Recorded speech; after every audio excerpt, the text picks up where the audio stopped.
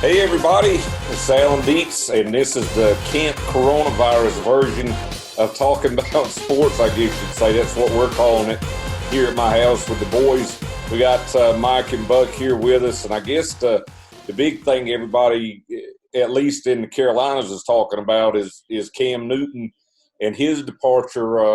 I'll start with you, Buck. What are your feelings? Well, I think the one thing is Cam never got enough credit for what he did off the field. I think that MVP season also was magical. Hadn't played the same since then, and I don't know if anybody could have the kind of season that he had up to that point. Have there been some missteps on the field and things that haven't worked? I'd say yes. My concern and my biggest thing with the Panthers was they could have let him go sooner than what they did. And I think that's the biggest thing. The same respect that they paid to Ron Rivera for what he did, he was able to find a job. By the time they let Cam Newton go or even really started looking for trade options, it was too late. All the starting quarterback positions were gone. I'll say it again. He's done a lot for the community inside the line. Sometimes people talk about his body language, but all I'll say is he gave it every time I saw him play, he gave all he could. I just don't think the last few years he's been healthy, so he couldn't play at that level. Well, I agree with you. You look at these workout videos that he's posted now, and it makes me wonder just a little bit in the sense that it's like I wish I would have seen that passion to try and come back while he was still a member of the Panthers. What do you think about it, Mike? One thing on that, too, I don't mind seeing you working out in the weight room, but his biggest thing is throwing off his back leg and not having the quarterback mechanics. And I agree with you 100%. Spend that time, and if I see more of that video, then this next new reinvented version of Cam is going to be better because he can't be Superman anymore. He's got to be Clark. Mike, what are your thoughts? There's a part of me that wonders if, you never had Cam Newton as the quarterback very much during the David Tepper era, and you obviously didn't with the new coach now. Do you think that maybe there was a little bit of insensitivity there from the standpoint that they just didn't really ever have much of a connection with him? You could certainly say that. I would say this. I'm not surprised that he was released. He's up there in years now. He's been injured. There's ample reason for the Panthers, justifiably, to decide to move on. There's no problem with that. I agree with Buck. I don't think this was handled in the greatest way of all time by the Panthers. They were saying one thing, and they really meant something else. From my perspective, I'm unbelievably excited to get a chance to work with Cam. You come in from the outside, you kind of know as a fan, but just on a personal note, getting to know him, I mean, he is a diligent guy. He's working so hard, both in Atlanta and in Carolina, to get himself healthy. I probably won't say about anybody that they'll be a starter. I'll try to be really, especially in my first year, try to be really disciplined about not promising things to certain guys. I'll just say that I really want him on the team, and I really want him to be healthy. And I know when Cam's healthy, who he is and the type of player that he is. When Matt Rule says up there in the press conference, I'd love to have Cam. I'd definitely love to have Cam. And, weeks later, he's out the door. We knew he was out the door. Anybody who thought he was going to be back next year is kidding themselves. And there's no problem with that. I have no problem with their decision to let him go. As I said, he's injured. We don't know what he's going to be like. As Buck said, he's working out. I don't think he's ever been out of shape. I don't think that's ever been a question. But he's 31 and beat up. We don't know what's left for him.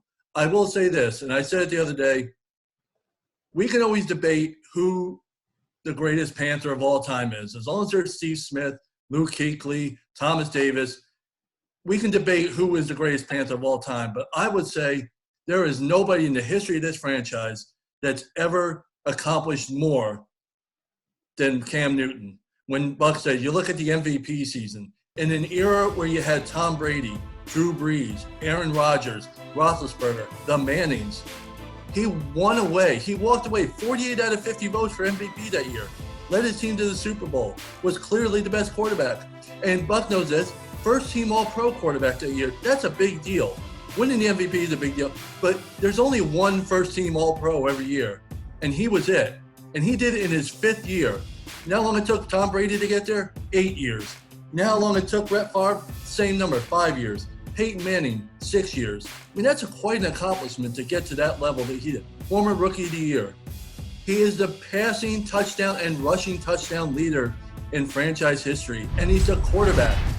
I mean, they can say what they want about how they feel about him as a quarterback overall, and that's fine.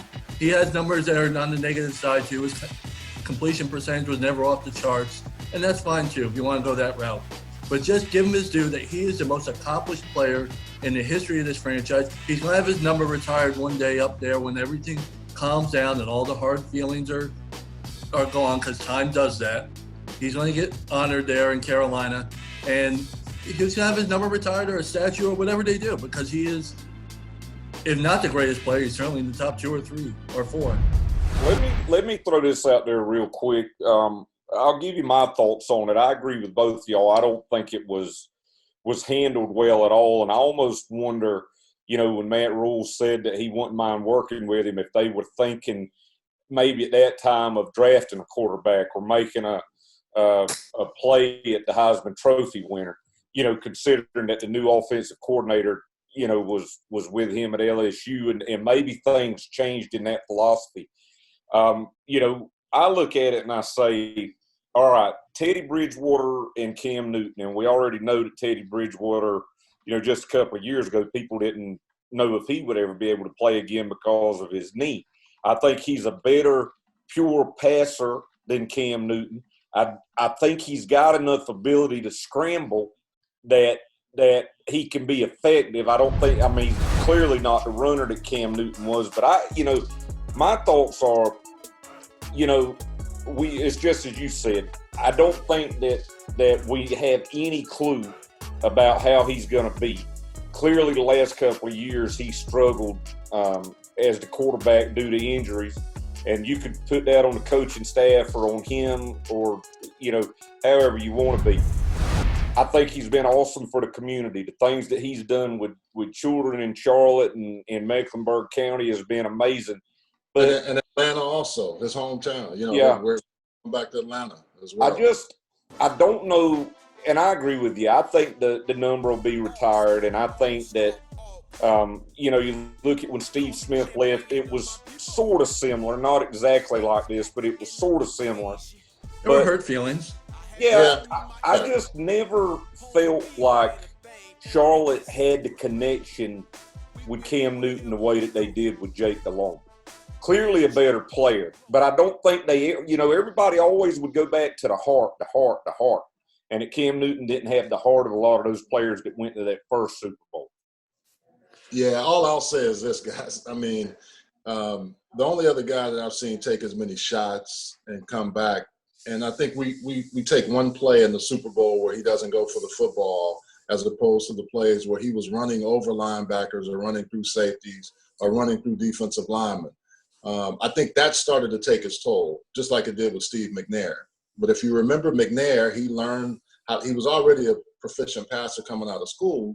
He just made that better. I don't know if Cam ever spent the time necessary to do the things in that system. They made a system around him where they had RPO game, they had zone read, which is great. But at some point, you have to make throws in this league. You have to make passes in tight spaces. The thing with Teddy Bridgewater covering him in college, I saw that with Teddy. And he was able to do it in college. Before he had that catastrophic knee injury, he was on a nice trajectory. He's got a great relationship with Joe Brady.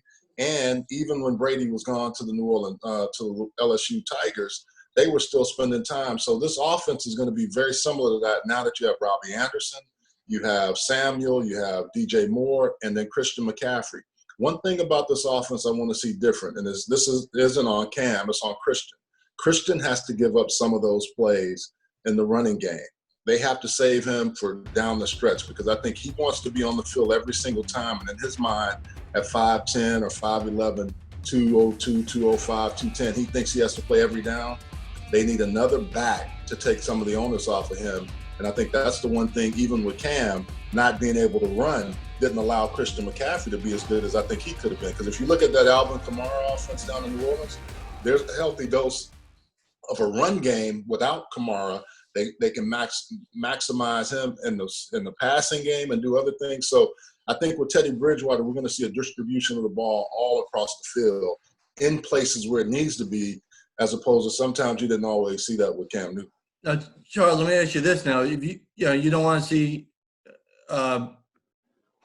McCaffrey get the ball as much and be that guy every down, and that's fine. And I mean, in between the tackles, here's the one thing. No, I understand.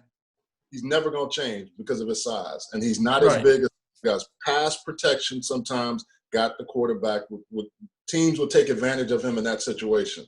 So instead of making him a pass protector, get him out there, make him a safety valve.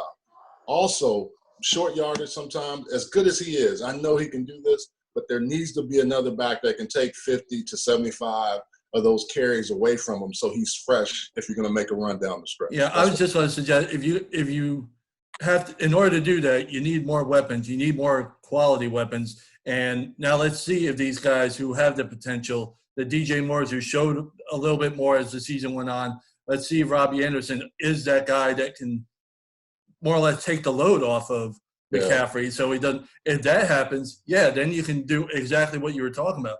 But until McCaffrey is your single best, not only your single best weapon, but in many cases your only weapon. I'm going to say this. I've called games, and I'm kind of close to the team a little bit. I don't know everything that goes on in that locker room, but early on, McCaffrey didn't want to come off the field. This new staff is going to have to make him say, look, we value you in different situations. So instead of 35 touches, maybe it's 25. But those 25, you're healthy and you're ready to go. That's what I'm saying. He can't be the pushback guy like he was before because he wants to prove people wrong. He doesn't need to show anybody that he can't play every down. He's shown me he can run between the tackles, he can do all that. We know in Carolina that when the running game was the best, you had D'Angelo Williams and Jonathan Stewart, or you had Jonathan Stewart and what was it, Mike, the fullback. Mike Tobin. Yep, and you had Cam Newton in there as well, so you really had three weapons there. Look, you see, I'm a Chiefs fan. Nobody, I don't even know if anybody knows who Damian Williams is right now.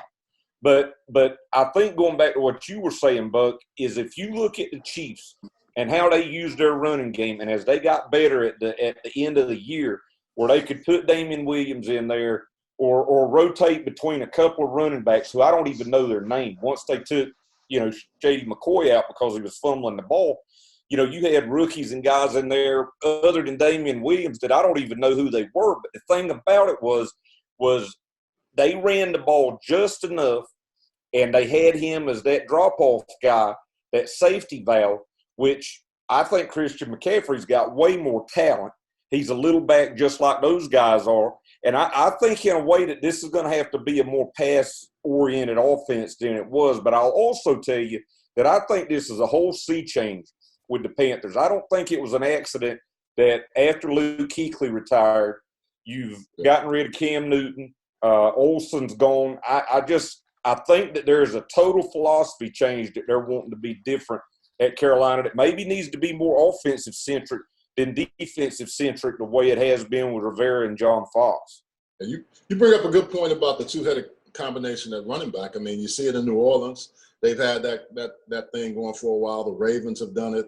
The 49ers, I mean, the team that played the Chiefs in the Super Bowl. But I agree with you. I think when you trade away Trey Turner, who was a cornerstone of your offensive line, for Russell Okung, you're starting to see now that there's a different culture. So really around the analytics, it depends on what they see from their team as they bring this team together. That's the other thing. Are we going to have OTAs with the coronavirus impacting not only college football, but the NFL? I know the NFL wants to stay on the schedule, but I think it's asinine to think that if this thing goes to June or July, I hope it doesn't. I'm just saying hypothetically, that's going to impact a lot of how we do it, because you don't want guys in the locker room. And it's one of those things where somebody's asymptomatic, other guys are just getting over something, and some have never had COVID-19. So we've got that all factors in as well. Will you have an OTA for a team that's brand new to kind of figure out what your analytics are going to be. And I think it goes back to whenever you mention analytics, I think Teddy Bridgewater is a smarter football player than Cam Newton, and I think that he is I think analytics play to his strengths, whereas I just don't think that ever played to Cam Newton's strength. I think that it was always dropped back, and he got better about not running as much as he did, but I think the run was always going to be the safety valve for him, whereas now in this offense, you need a Christian McCaffrey or you need a DJ Moore to go short and dump that ball off, and I think Teddy Bridgewater will do that. I see a lot of similarities between Teddy Bridgewater and Patrick Mahomes in the sense of their mechanics. And, you know, Patrick Mahomes is not a big runner, but you look at some of those runs that he made in the playoffs, and they were huge.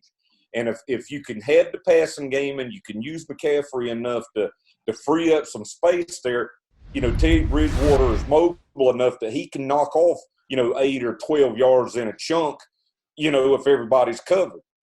I like Teddy, but I don't know if he's Patrick Mahomes. Well, I'm just saying. I don't know. Carolina fans better get ready for a real, I say, it may look better than it was last year, but if you're looking for him to replace a Cam Newton when Cam Newton was at his best, it's not going to happen with Teddy Bridgewater. I think he's a great guy. I think he's a quality quarterback. I don't know if he's shown me enough I'm ready to look at this guy as who's going to take us to the Super Bowl. I think this is a transition to the next phase of the Carolina Panthers and their franchise and their offense. I think if you take Teddy Bridgewater out of Louisville or you take Teddy Bridgewater before he hurt his knee, I think every day he could have been right there with Cam Newton. I know what you're saying because I think last year with the Saints, he won those games, but he wasn't putting up 400 yards in most of them like Drew Brees. Well, I did a breakdown on them guys in those later games. He won 5 straight. Yep. And in those games, the first game he played, he didn't come in and start. He played late and he was rusty. But each game he played, there were throws that he made that were dig routes and opposite hash throws that were top notch.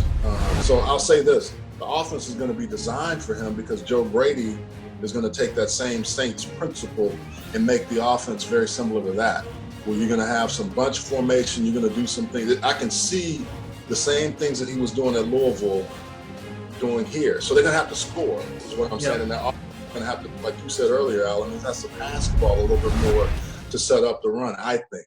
But with that said, this offense isn't designed for a guy like Cam, who doesn't always throw on time. And not that he's not football smart, he has so much skill that sometimes he'll say, screw it, I'm going to do it in a Superman kind of way as opposed to let me play Clark Kent and just do if I'm beating every linebacker, I'm going to take him on, and that's what Cam would do for years. Exactly. That made sense, and there's never been a quarterback like Cam in this league. I mean, for a guy that's got to do what he did. We talk about Lamar Jackson. We talk about – Russell Wilson is a game changer, and I knew he would be really good in the pros. I didn't know this good. But if you look at a guy that has kind of changed the way we look at quarterbacks, I say Cam Newton has to be one of those guys. Maybe he didn't win the Super Bowl, and maybe there's still some people that talk about – but if you talk about defining how the quarterback position is played from an athletic standpoint – with the ability to throw, the dual threat guy, he's taking it to another level. Well, I'll say this, and I'll when it comes to Cam, I'll say this, and I said it the other day, look at the other recent number 1 overall draft picks at the quarterback position: Jamarcus Russell, Jameis Winston, Bradford, trying to think off the top of my head here, Stafford, and some of the other guys, Andrew Luck. You look at some of these guys, and you tell me whose career you'd rather have, those guys or Cam Newton. Well, none of those guys were MVPs. If you're looking for numbers. Yeah, none of those guys were MVPs or ever went to a Super Bowl. That's right. And none of those guys ever accomplished what Cam did. So, and I'm not saying Cam is the greatest quarterback of all time. Nobody's ever going to say that and anything like that.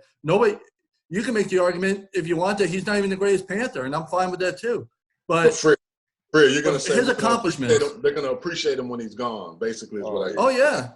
And unfortunately, it's going to be something like if this season bottoms out, that's upcoming, assuming they have a season, or if it takes them a couple of years to get going, you're going to appreciate Cam then. I'll tell you that. Do you ever think that there might have been? I remember, when they let Steve Smith go, whether it was true or not, there were some that said that the two egos couldn't exist on the same team with he and Cam Newton. It was time to move him out so Cam could take that leadership role. Do you think any of that played in this decision with Cam Newton having Christian McCaffrey there and where he's at in his career now? I don't think so. I think it was just as Charles said before and what we just talked about. I think it's a transition into a new era of coaches and staff and philosophy. And I think it's injuries. I think, how much are you going to invest in Cam Newton for one more year, basically, with his injury situation? At the end of the day, we still don't know how physically fit he is to play this position at the level that he does and at the production that we expect of him. Yeah, Alan, you bring up a good point, but I think even with Steve Smith and Cam Newton, their relationship was better. I think sometimes that was manufactured. I'm sure they're egos, and both of those guys are very headstrong, but I don't know if it was as bad in the locker room as everything was outside of the locker room. I think Steve Smith was on the back end of Steve was on the back end of his career as well, just like Cam. Yeah. So it was easy to make that decision as well to let him go because obviously we're going to go with Cam. Steve was still healthy. So the problem that I saw last year and the last couple of years calling games there is that when there were opportunities to run, Cam couldn't run. And with his foot hurt and his shoulder, you got an offense kind of geared towards a RPO zone read quarterback who has the ability to move, who could not move. So I think, or throw. Yeah, he couldn't. I mean, if you can't run or throw and you're playing quarterback, you're at a disadvantage. So you're running out of things for him to do. Yeah. So, but my point again with the Panthers, I think if you're going to do this, do it sooner so he still has an opportunity to find a home. That was my key point with all of this is you knew you had to cut the $20 million or whatever it was by trade or by cut. Do that sooner because the guy did so much. You talk about culture, build a culture the way you want. Even why do you think they did that? Why do you think it was handled this way? I don't know. That's the part we're going to find out over the course of time. I wish I knew, but maybe they were thinking they could use him as trade bait, didn't get the trade bait that they wanted, to your point, to get a quarterback up higher this year. Or sometimes organizations will say, look, we'll stand pat with what we have, and that gives the new regime a chance to say, okay, we've got a couple of years to rebuild before we get the onus of all this negativity or things that happened before us. I still thought, though, that I thought the Panthers would get rid of him. But I'll be honest with you, when they brought Brady in from LSU, I honestly started to think that maybe the Panthers were thinking trading up to Burrow. Yeah, I thought that, but I was worried for Cam's sake because of the way that offense is designed with Drew Brees, timing, everything in rhythm. Even though they had a spread offense, I don't know. I'm curious to see what they do in the draft. Now that they have a quarterback, maybe they'll go later for the quarterback position because there will be some guys that are available. Or is it Trevor Lawrence next year? I mean, let's not forget these fans around here. If you're a Clemson fan, everybody seems to have orange around here, even if you're a North Carolina fan. And this guy, Teddy doesn't play well. They can always look back and say, hey, we got a chance at Trevor Lawrence next year. We're going to go full time now. All I got to say is it football season yet? This stuff is too good to pass up. There's so many things that have to go right in a no-hitter. A huge game changer. I would have won the Powerball like 6 times. Kevin Casey here, and this is your podcast, Talking About Sports, the Carolina's own sports talk show. We're talking about sports on We're talking about sports at ADSN. I don't know how to say that. We're talking about sports in, oh God, I forgot. ADSN. What is it? ADSN. ADSN, okay. Yeah. We're talking about sports. Talking about sports. We're talking about sports. Talking sports. Talking about sports. We're talking about sports on ADSN. Talking about sports on ADSN.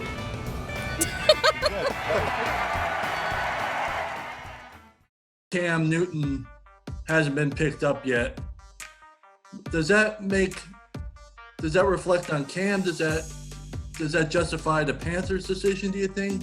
Does it make it, hey, we made the right decision? Look, nobody's beating down the door to get former MVP.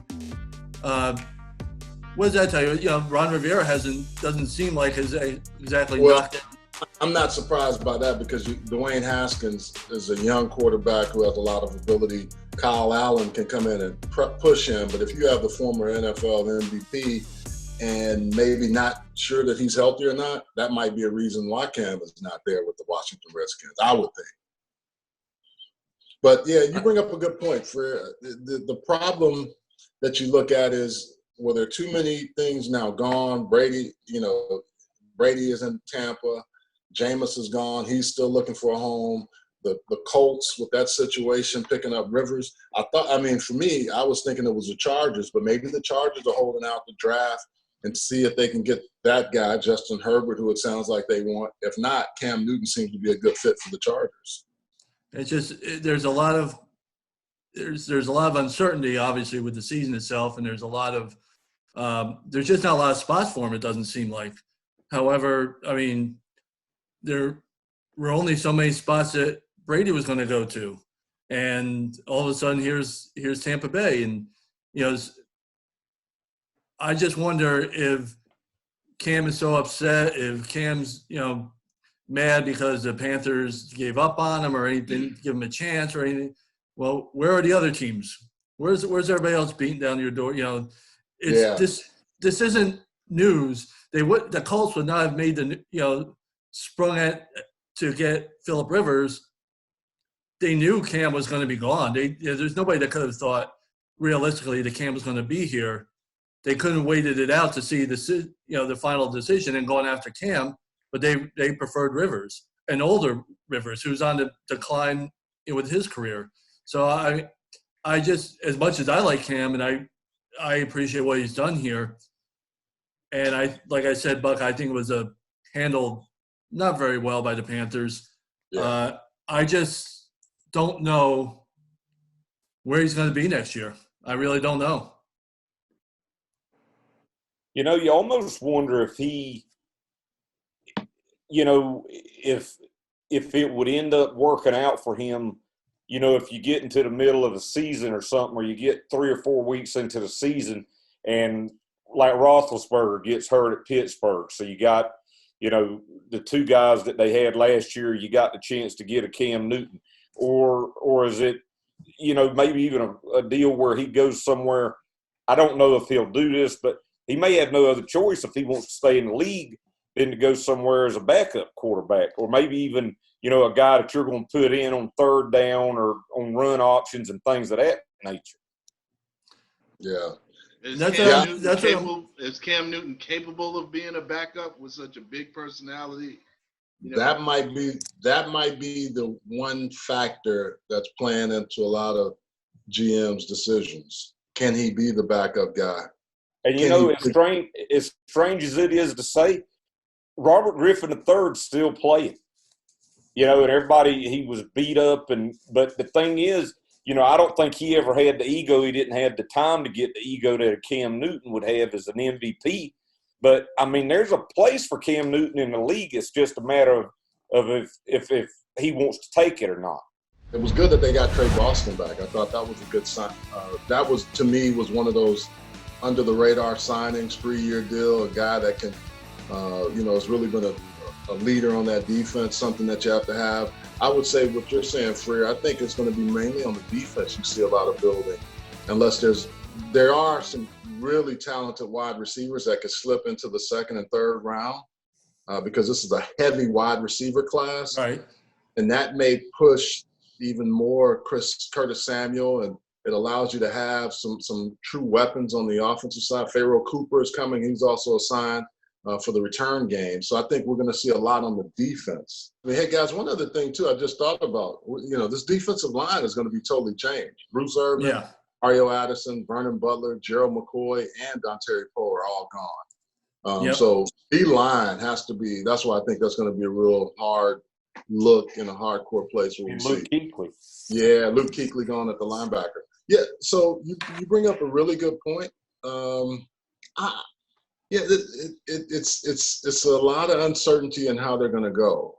But if there is a quarterback that slides, which we've seen over the years, and with Tua not having the health that he's had and being injured, I could see something like that. It wouldn't shock me. I'll just say that. Especially with this culture so much of being about competition, and whoever the best guy at that position wins. Tua clearly can be a guy in a system like that. He's been trained, and that's the kind of quarterback he is. So I wouldn't be shocked if he were to slip and have to really slip down in the draft. If he were to be there, I could see the Panthers making a move like that. What are your final thoughts, guys, here on the Panthers as we do try to look into the future? I mean, you said it with OTAs, and I could see the season being delayed maybe into mid-September or something, just to try and give these teams a little bit longer. But we'll start with you, Buck. Just tell me your final thoughts on where you think the Panthers are right now. Yeah, I think, like I said, their defense has to be rebuilt, especially on the defensive line, and with Luke Kuechly gone. I also think that being a new staff, you don't have those chances to work with these guys. They're doing a lot of Zoom video. These coaches are becoming proficient in these kind of video conferences so they can learn and teach these guys their offense. Those guys can do it, working out on their own, but doing that. So I think the OTAs are going to be critical because you're not going to have as much time. Even if it's pushed back to May, or hopefully it's not May, but if it is May, you think about the timeline. There's already, after the draft, usually you have something right away.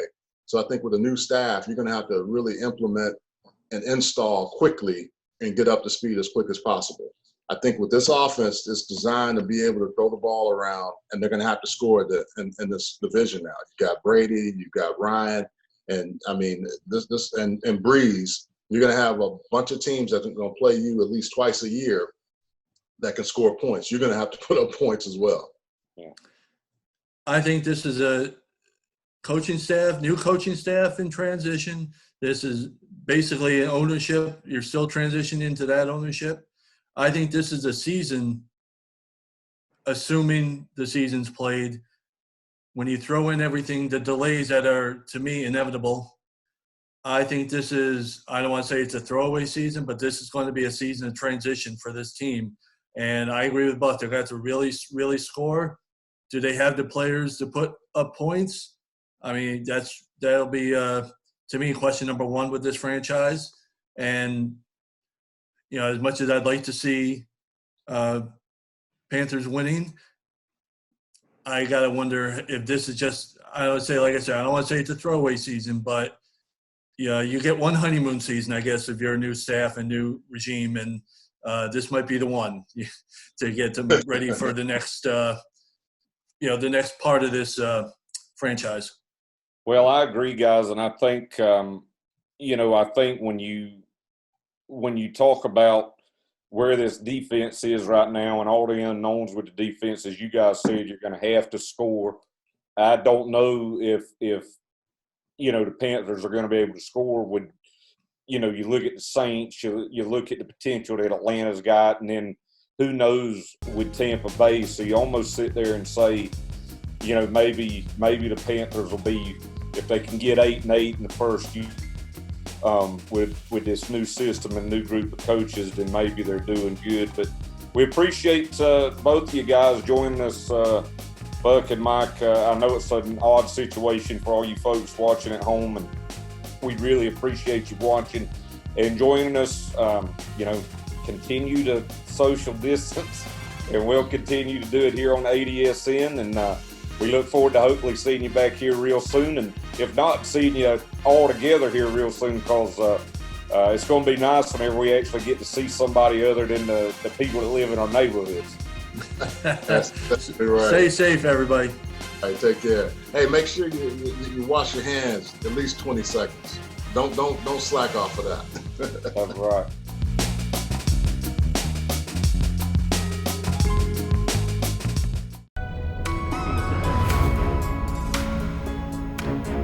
In your hands will rest the final success or failure of our cause. The energy, the faith, the devotion, and the glow from that fire can truly light the world. Together, let us explore the stars. United, there is little we cannot do.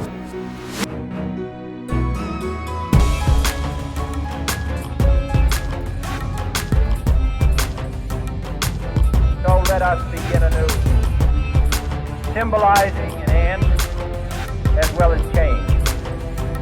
The command of Isaiah to undo the heavy burden and let the oppressed go free.